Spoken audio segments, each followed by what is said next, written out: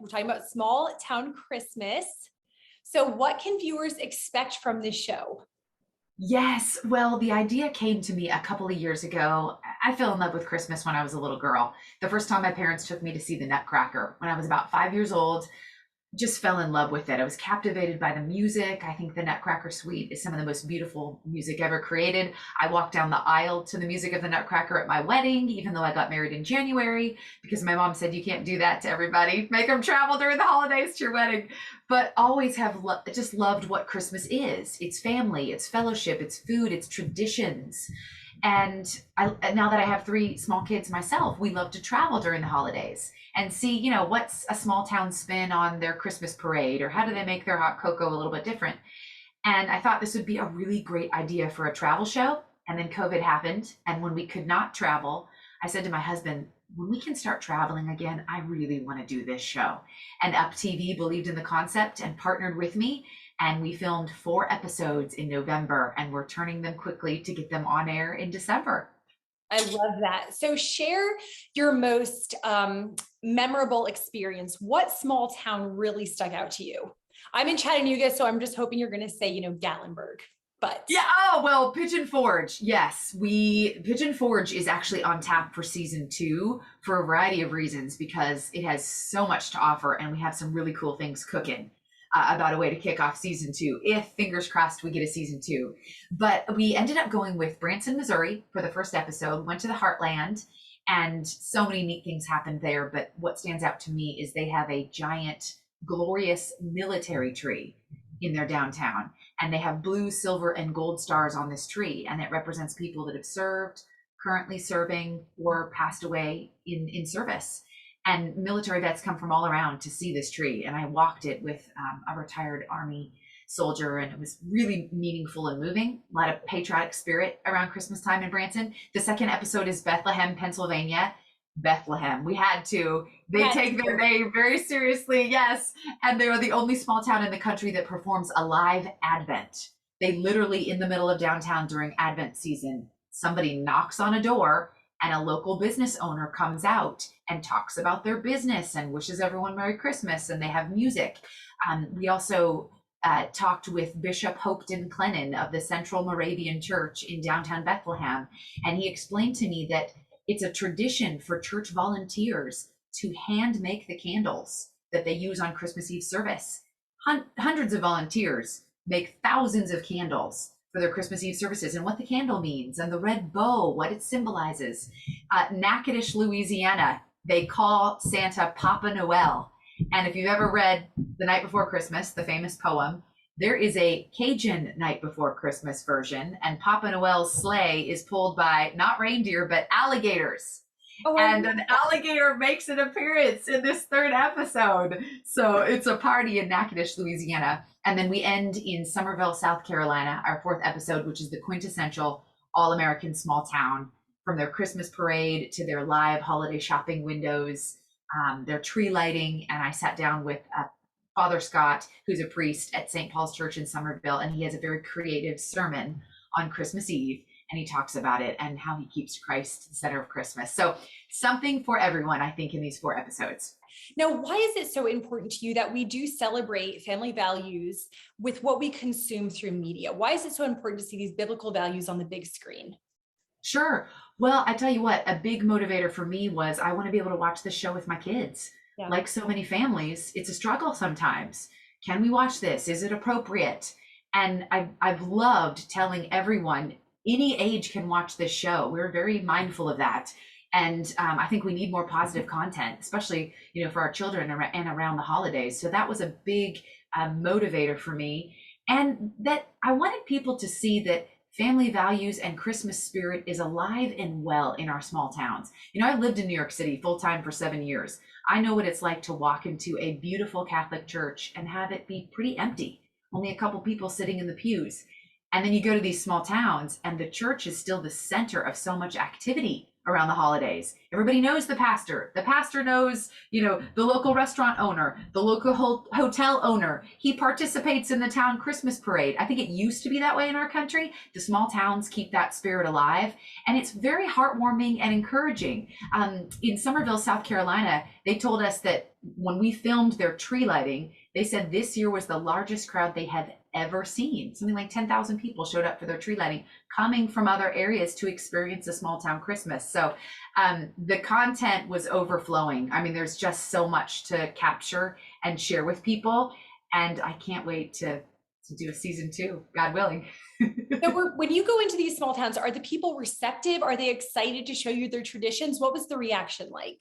Yes, one of my favorite things to do was the first phone call. Literally, I myself, as executive producer, I began the research, wanted to be hands-on in this. So making that first phone call was really cool, because the first person that I talked to in every single town said, oh my gosh, yes, let me tell you about our town. And the phone call turns into an hour where they're telling me about, we do our Christmas tree lighting here, and you need to talk to this person. When I made my first phone call to Branson, Missouri, a wonderful lady named Mindy said, oh my goodness, you need to interview Ann McDowell. Her nickname is Miss Christmas. And she puts on so many of our town's activities and volunteer. She doesn't get paid to do this. She just loves it. And so it was a domino effect to put this show together. People absolutely want to talk about it. I will say a couple people said to me, what's your angle? And I said, there's no angle. It's just Christmas. And that's pretty fun to be able to say. Yeah. Well, and it's so timely. We're coming out of a season of isolation. In some ways, we're still in it. So I love that you're reminding us that this community spirit is so alive and well. Absolutely. I think people are hungry for it. And I think people, me and so many others, we, wondered, do I really know my neighbors when COVID happened, right? And we're locked in and you're seeing people in your neighborhood and out walking your dog. I need to think beyond myself. It's so easy to get wrapped up in the hustle and bustle, but that's what these small towns do. They are so excited to talk about each other. Local businesses want to support each other. A theme is homemade and heartfelt in so many of these small towns. I'd interview a shop owner and she says, so much of my Christmas supply is local. It's a local artist that makes these ornaments. It's a local lady that, crochets this and that. So they're very proud to honor their hometown people. And, I think small business is the heartbeat of America, and these businesses could really use a boost, and local tourism could use a boost coming off of COVID. But I'm encouraged. I think they're going to come back strong based on what I saw. I love that there's a very practical element to what you're doing too, supporting and promoting these small businesses.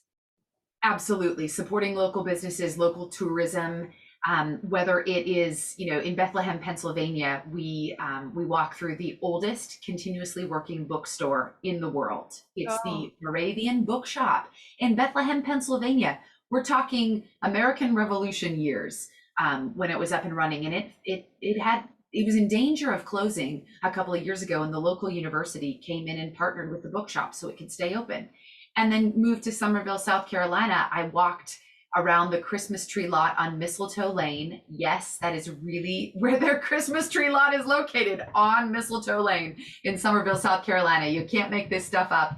And Rob and Kathy have owned this Christmas tree lot for 10 years, and they make it a full experience. And they want people to know we have Christmas trees. Yes, there's supply issues, but we planned ahead. We have Christmas trees.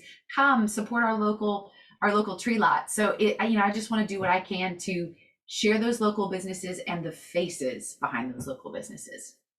I love that. And you are so outspoken about your Christian faith. So share a little bit about how that drives the projects that you tackle. Yeah, well, like so many people, I believe it's a calling and a destiny. I really believe God called me to be in entertainment. I think we need to be salt and light in the world, and whether we like it or not, media and entertainment is incredibly influential, right? It encourages us to buy this, watch that, do this, and I want to be on the good side of that, right? I want to contribute in a positive way, whether it's content that I can watch with my kids or just something uplifting and positive. And I can't thank Up TV enough for, partnering with me in this vision. And I said, hey, I'm going to talk about God. I'm going to talk about church. I'm going to interview local pastors in these small towns. And they said, great, we love it. Let's do it. So that has just been a real treat. And I think all of us, we can all play a part. I'm a big believer that, stop complaining and be a part of the solution, right? We have so many opportunities nowadays to put positive content out there and be a part of the solution. So I think the country's hungry for a show like this coming off of COVID. I think we're, again, reevaluating and longing for those values and a return to community and faith. And so I'm hoping that it'll be, well received, because it was a delight to film. Well, you wrote something recently. You wrote that Christmas reminds us that we need each other. And I loved that. I was like, that is just such a powerful statement, because it does. This time of year, we're reminded that we need each other. Oh, absolutely. I mean, who wants to go sing in a church by themselves, right? It's all about, some people maybe do, but it's all about standing next to someone and hearing a chorus of voices sing Silent Night or Hark the Herald Angels Sing. For me, a couple of years ago, we had moved, and my husband and I were like, gosh, we love to experience the holidays with other people. What could we do? And I was talking to my kids about it, and we created a flashlight candy cane hunt in our neighborhood. And so my kiddos, they invite all their friends, and we hide candy canes in the backyard. And then when it's dark, the kids get out their flashlights and look for them. And, that's just something fun that we can do. So I'm hoping that people watching this show, if you live in a big city, you can still do something for your apartment building, right? Create a tradition in your neighborhood.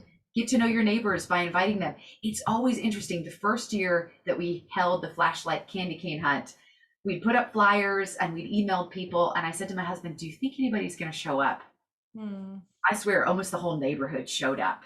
People love Christmas. The world is divisive, but we can unite and come together over Christmas and Christmas activities. So I hope people will come up with some idea themselves to spread joy and cheer. Yeah, I love that. So ultimately, what is your prayer for small town Christmas? I hope it's 30 minutes of a warm hug.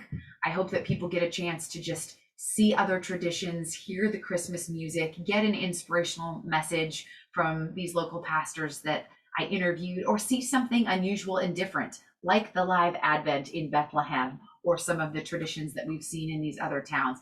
I hope it's just 30 minutes of positivity and cheer. And again, that they will be inspired that the Christmas spirit is alive and well. It's doing just fine in our country, and you can be a part of it. You can contribute in your own small way. I picked up some ideas myself, so I hope that it'll just get people to brainstorm, and number one, just put them in a good mood.